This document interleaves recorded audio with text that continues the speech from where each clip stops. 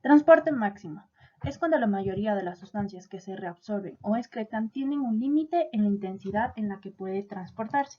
Este límite se debe a la saturación de los sistemas de transporte específicos cuando la cantidad de soluto que llega al túbulo, denominada carga tubular, supera la capacidad de las proteínas transportadoras y enzimas específicas implicadas en este proceso. Un buen ejemplo de este transporte es el sistema de transporte de la glucosa en el túbulo proximal, ya que normalmente no aparece glucosa mediable en la orina, porque casi toda la glucosa filtrada se reabsorbe en el túbulo proximal. Sin embargo, cuando la carga filtrada supera la cantidad de los túbulos de reabsorber la glucosa, se produce la excreción de glucosa en la orina.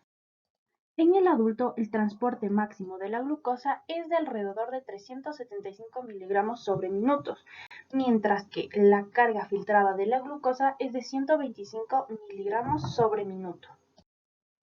En el siguiente gráfico se muestra la relación que existe entre la concentración plasmática de la glucosa, la carga filtrada de la glucosa, el transporte máximo de la glucosa. Si observamos, cuando la concentración plasmática de la glucosa se encuentra en los 100 miligramos sobre los 100 mililitros, la carga filtrada está en su valor normal, que va a ser de 125 miligramos sobre minutos. Pero cuando supera los 200 miligramos sobre mililitro, la concentración plasmática hace que la carga filtrada aumente a unos 250 miligramos sobre minuto. Y esto nosotros lo denominamos como umbral. Y este umbral tiene lugar antes de que se alcance el transporte máximo, debido a que no todas las nefronas tienen el mismo transporte máximo para la glucosa, ya que algunas empiezan a excretar glucosa antes de que las otras hayan alcanzado su transporte máximo. Algunos de los máximos transportes importantes para las sustancias que se reabsorben activamente por los túbulos son la glucosa, el fosfato, el sulfato, aminoácidos, el urato, el lactato y las proteínas plasmáticas, y cada una con su respectivo transporte máximo. El transporte máximo para las sustancias que se secretan de forma activa vienen a ser las sustancias creatinina y el ácido paraminohipúrico, igualmente con su respectivo transporte máximo. Sustancias que se transportan de forma activa pero no muestran el transporte máximo. La razón se debe a que el sistema transportador se satura a medida que la carga tubular aumenta. Y algunas de las sustancias que se reabsorben de forma pasiva no muestran un transporte máximo porque la intensidad de su transporte va a estar determinada por tres factores, que es el gradiente electroquímico para la difusión de la sustancia a través de la membrana, la permeabilidad de la membrana para la sustancia y el tiempo que el líquido que contiene la sustancia permanece dentro del túbulo. Este tipo de transporte nosotros le denominamos transporte de gradiente tiempo, porque la intensidad del transporte depende del gradiente electroquímico y del tiempo que la sustancia está en el túbulo, que a su vez depende del flujo tubular. Un ejemplo de este tipo de transporte es la reabsorción del sodio en el túbulo proximal, que significa que cuando mayor sea la concentración de sodio en los túbulos proximales, mayor será su reabsorción.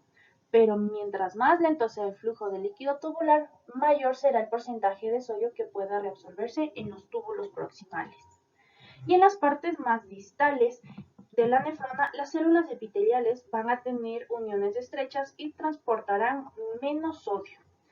Pero en estos segmentos la reabsorción del sodio muestra un transporte máximo similar a las otras sustancias con un transporte, pero este transporte máximo puede aumentar por la acción de algunas hormonas como la aldosterona. La absorción pasiva del agua mediante ósmosis está acoplada sobre todo a la reabsorción del sodio. Cuando los solutos se transportan fuera de los túbulos, sus concentraciones tienden a reducirse dentro de los túbulos y aumentar en el intersticio renal. Esto crea una diferencia de concentración que produce la ósmosis del agua en la misma dirección que la de los solutos que se transportan desde la luz tubular hacia el intersticio renal. Una gran parte del flujo osmótico de agua en los túbulos proximales se va a producir a través de las uniones estrechas. Estas uniones estrechas van a permitir que se difundan una cantidad significativa de agua y pequeños iones. Y en condiciones significativas, en los túbulos proximales van a tener una permeabilidad alta al agua y una permeabilidad baja a los iones. como son el cloro, el sodio, el calcio y el magnesio. Y también vamos a tener un proceso que lo denominamos arrastre del disolvente, que es que a medida que el agua se mueve a través de las uniones estrechas por ósmosis, también puede llevarse algunos de los solutos. En las partes más distales de la nefrona, comenzando desde el asa de Henle hasta llegar a los túbulos colectores, las uniones estrechas se hacen menos permeables al agua y a los solutos, y las células epiteliales van a tener una menor área superficial de la membrana. Debido a esto, el agua no puede moverse fácilmente a través de las estrechas uniones de la membrana tubular por ósmosis. Sin embargo, la hormona antidiurética va a aumentar la permeabilidad del agua en los túbulos distales y en los colectores. Y así, el movimiento del agua a través de este epitelio tubular puede tener lugar por solo si la membrana es permeable al agua, sin importar la magnitud del gradiente osmótico. En los túbulos proximales, la permeabilidad del agua es siempre elevada y el agua se reabsorbe tan rápidamente como los solutos. En la forma ascendente del asa de Henle, la permeabilidad del agua es siempre baja, de manera que casi no se reabsorbe el agua a pesar del gran gradiente osmótico. La permeabilidad al agua en los túbulos distales, en los túbulos colectores y en el conducto colector puede ser alta o baja dependiendo de la presencia de la hormona antidiurética. Reabsorción de cloro, urea y otros solutos por difusión pasiva.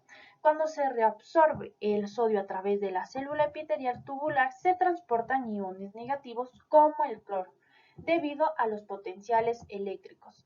Es decir, que este transporte de sodio con carga positiva fuera de la luz va a dejar el interior de la luz con una carga negativa respecto al líquido intersticial, y debido a este entorno, los iones de cloro se van a difundir pasivamente a través de la vía paracelular y se produce una reabsorción adicional de estos iones de cloro por un gradiente de concentración de cloro que se va a formar cuando se reabsorba el agua del túbulo por ósmosis, lo que aumenta la concentración de los iones de cloro en la luz. Por lo tanto, esta reabsorción del sodio, que está bien acoplada con la reabsorción pasiva del cloro, es a través de un potencial eléctrico y un gradiente de concentración de cloro.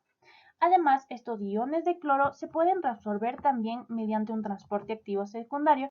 La urea también se va a reabsorber de forma pasiva del túbulo, pero en un grado mucho menor que los iones de cloro. Y a medida que el agua se reabsorbe de los túbulos, la concentración de urea en la luz va a aumentar, y este aumento de concentración va a crear un gradiente de concentración que va a favorecer la reabsorción de la urea, pero la urea no atraviesa el túbulo con tanta facilidad como el agua.